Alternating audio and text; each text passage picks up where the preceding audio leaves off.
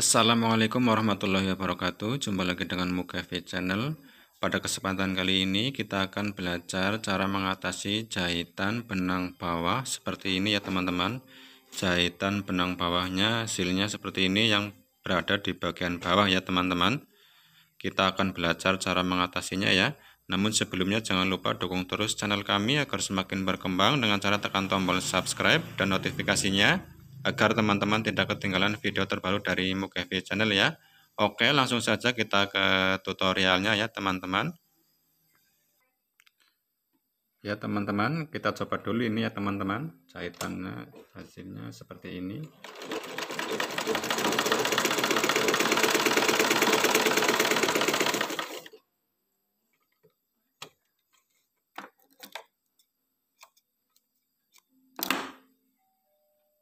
Seperti ini hasilnya teman-teman. Ini bagian benang bawahnya yang jelek ya teman-teman. Oke, kita coba sambil dibenerin ya teman-teman. Jadi benernya sambil dicoba ya. Ini ya masih begini ya teman-teman. Bagian benang bawahnya seperti ini. Jadi yang bermasalah itu benang atas ya teman-teman. Kalau yang bawah jelek seperti ini, berarti yang dibetulin yang bagian benang atas ya teman-teman. Mungkin biasanya kurang kencang di bagian tensionnya ya teman-teman. Seperti ini.